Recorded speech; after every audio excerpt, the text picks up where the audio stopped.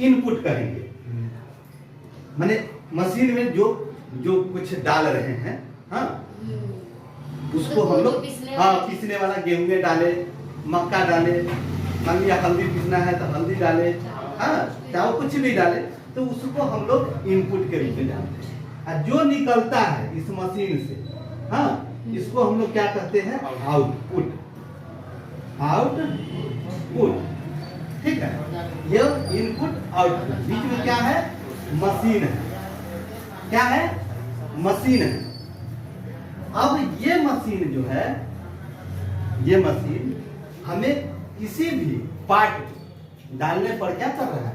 वो उसी पार्ट का कुछ डस्ट हमें दे रहा है, हाँ, यानी कि ट्रांसफर कर दे रहा है कुछ दूसरे पार्ट।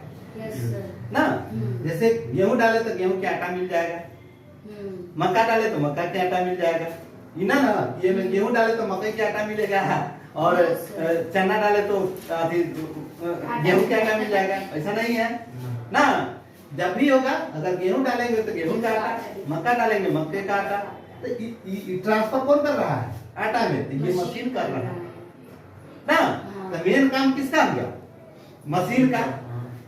ये मशीने के आधार, ये मशीन जो है ये इनपुट को आउटपुट में चेंज कर रहा है ना। तो ये मशीन को हम लोग जनरली मैथ्स में फंक्शन कहते हैं। क्या कहेंगे? फंक्शन कहेंगे, ठीक है। इनपुट को हम लोग जनरली डोमेन के रूप में जानते हैं। क्या जानते हैं?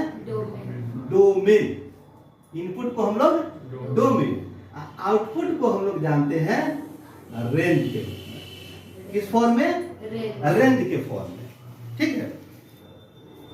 ऐसे डोमेन और रेंज, इनपुट और आउटपुट, ठीक है।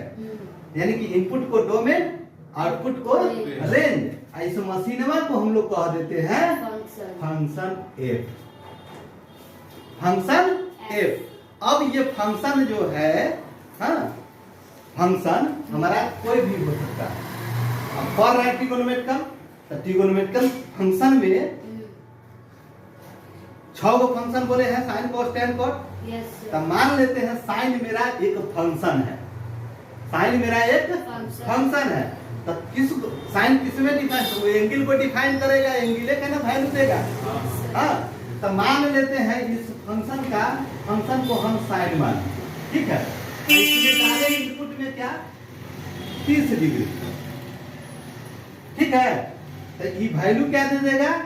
1/2। ये फंक्शन में ना चेंज किया। Yes sir.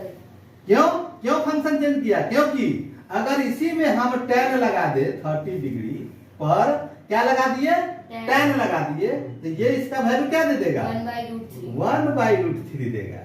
तो इसके आधार पर, फंक्शन के आधार पर ना चेंज हुआ ना। तो इनपुट मेरा सेम रहा, लेकिन फंक्शन बदल दिए तो वैल्यू भी, आउटपुट भी बदल गया, ठीक है ना। तो ये फंक्शन जो है कि हम लोग जनरल फॉर्म में एफ से रिप्रेजेंट करते हैं, हाँ। किस चीज से रिप्रेजेंट करते हैं? एफ से। इसी को अगर मैथमेटिकली अगर लिखा जाए तो हम लोग लिखते हैं fx is equal to y. क्या लिखते हैं? fx is equal to y, जहां x होता है मेरा डोमेन, यानी कि जिस पर फंक्शन लगा हुआ रहेगा उसको हम लोग डोमेन कहेंगे, हाँ, ठीक है। और जो आउटपुट मिला, फंक्शन के साथ जो वैल्यू मिला, इसको हम लोग रेंज कहते हैं, ठीक है। इसी को दूसरे भाषा में कह सकते हैं, हाँ, क्या? और थोड़ा सा सोचो कि x, यहाँ x डाले, यहाँ x डाले, मान लिया यहाँ 30 डिग्री डाले तो क्या मिला? 1/2। और यहाँ 60 डिग्री डालेंगे तो क्या होगा? √3/2। तो ये ना बदल, इसके आधार पर ना बदलना है, इनपुट के आधार पर ना। तो इनपुट मेरा कुछ अपने मन से डाले तो उसके आधार पर हमारा एक फंक्शन चेंज करके दे रहा है ना। क्या यहाँ कुछ भी हम लोग बदल दें इनपुट में, तो हमारा उसके आधार पर ये साइन फंक्शन जो है हमें दूसरा वैल्यू देगा, tan जो है कि दूसरा वैल्यू देगा ना। तो ये अपने मन से बदल रहे हैं, तो अपने मन से जो बदलाता है उसको हम लोग एक और नाम से जानते हैं, जिसको इंडिपेंडेंट वेरिएबल कहेंगे। क्या कहेंगे? Independent variable.